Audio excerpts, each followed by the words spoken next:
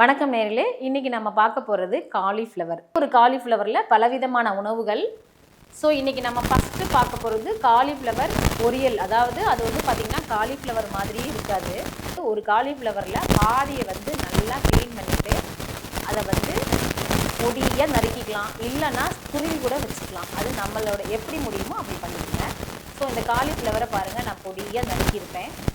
தாளிப்பு போட்டுக்கலாம். இதுக்கு கடுகெல்லாம் தேவையில்லை. டைரெக்டாக வெங்காயம், பச்சை மிளகாய், கருவேப்பிலை போட்டுக்கலாம். அது நல்லா வணங்கட்டும்னு வணங்கினதுக்கப்புறமா நாம் தண்ணியில் போட்டு வடித்து வச்சுருக்கோம் இல்லையா, அந்த காலிஃப்ளவரை அதில் போட்டு அதையும் வெங்காயமும் ஒன்றாவே வணங்க விடலாம். இப்போ நல்லா சரிசமமாக ரெண்டுமே வெந்திருக்கும். இப்போ நல்லா வெந்ததுக்கப்புறம் பாருங்கள், எண்ணெய் பிரிஞ்சு வரும் இல்லையா, அதுப்போ நம்ம பெரிய பூவாக இருந்தால் 8 முட்டை எடுத்துக்கலாம். நான் அரை பூ போட்டிருக்கிறதுனால 4 முட்டை எடுத்திருக்கேன். நைஸாக அதை கிண்டி விடுங்க, நல்லா பொடியாக வந்துடும். அவ்வளவுதான். இதில் நம்ம வெங்காயம் போட்டுக்கிறோன்னா எல்லாருக்குமே தெரியும். காலிஃப்ளவர் ஆட் பண்ணியிருக்கிறது யாருக்குமே தெரியாது. கொத்தமல்லி, பெப்பர், அவ்வளோதான் போட்டு தூவி இறக்கியாச்சு. காலிஃப்ளவர் பொரியல், முட்டை பொரியல் ரெடி. அடுத்தது வந்து பார்த்திங்கன்னா, இப்போ நம்ம பண்ண போகிறது காலிஃப்ளவர் கிரேவி. நான் தேவையான அளவு ஒரே 1 கப்பு மட்டும் காலிஃப்ளவர் எடுத்திருக்கேன். அதை க்ளீன் பண்ணி தண்ணியில் போட்டு எடுத்து வச்சுருக்கேன். கறிக்கு போடுற தாளிப்பு போட்டுக்கலாம். அதே மாதிரியே பெரிய வெங்காயம் 1 எடுத்திருக்கேன். பச்சை மிளகாய் 2 கீரி போட்டிருக்கலாம். இது கொஞ்சம் காரம் தேவைப்படும், அதனால் கொஞ்சம் வணங்கட்டும். அப்புறமா தக்காளியை 2 பழம், அதே மாதிரி இஞ்சி பூண்டு பேஸ்ட்டு ஒரு 1.5 ஸ்பூன், 1 to 1.5 ஸ்பூனு. தக்காளியை ஒரு 2 பழத்தை பொடியாக கட் பண்ணிக்கலாம்.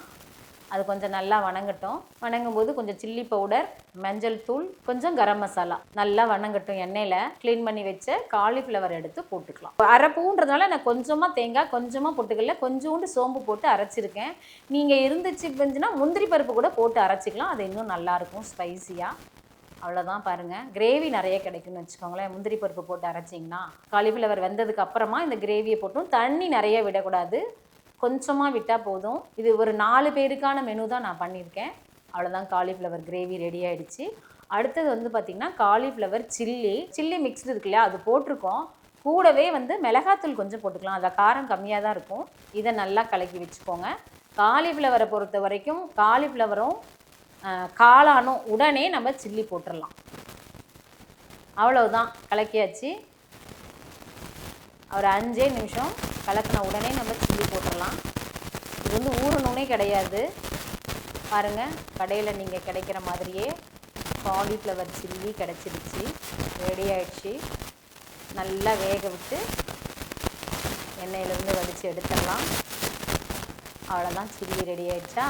என்ன நேர்களே, காலிஃப்ளவரில் ஒரு 3 டிஷ் பண்ணியிருக்கேன். அந்த 3 டிஷ்ஷுமே டிஃப்ரெண்ட்டாக இருக்குது. இது உங்களுக்கு நிச்சயமாக யூஸ்ஃபுல்லாக இருக்கும்னு நான் நினைக்கிறேன். நன்றி.